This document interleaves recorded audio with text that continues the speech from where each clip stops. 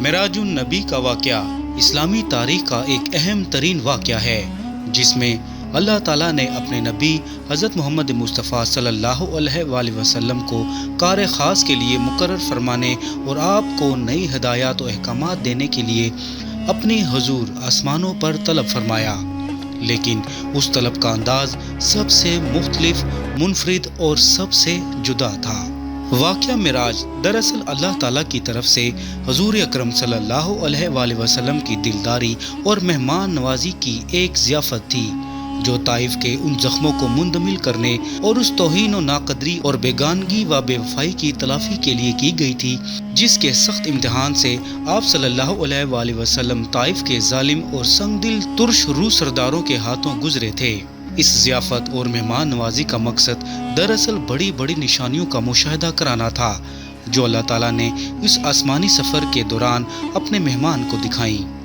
نبوت کے اس غیبی، جسمانی اور روحانی آسمانی سفر میں بہت سی معافی پنہاں ہیں۔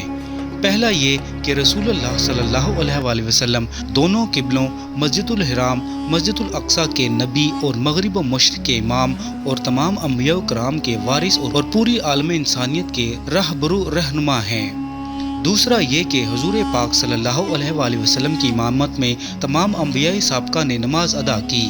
یہ امامت دراصل آپ صلی اللہ علیہ وآلہ وسلم کے پیغام کی افاقیت اور ہر طبقہ انسانی کے لیے آپ کی تعلیمات کی ہمہ گیریت کی دلیل ہے۔ تیسرا یہ کہ رسول اللہ صلی اللہ علیہ وآلہ وسلم کسی ایک قوم یا ملک کے رہنما نہیں، بلکہ آپ جس گروہ سے تعلق رکھتے ہیں وہ خدا کے بھیجے ہوئے نبیوں کی جماعت ہے۔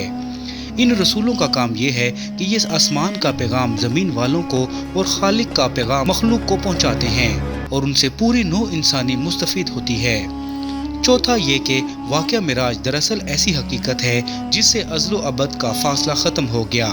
حدود ٹوٹ گئیں اور رسول نے مکان کی حد سے آزاد ہو کر سدرۃ المنتہا کے اس پار دیکھا تو کائنات کو کوئی شے نظر سے اوجھل نہ رہ سکی۔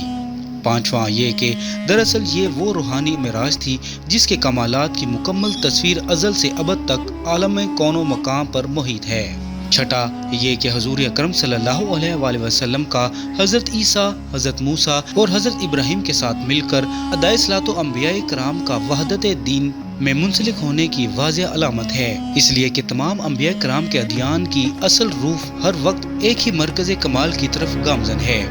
معراج کے موقع پر نبی کریم صلی اللہ علیہ وآلہ وسلم پر 50 وقت کی نماز فرض کی گئی، جو تخفیف کے بعد 5 وقت کی رہ گئی،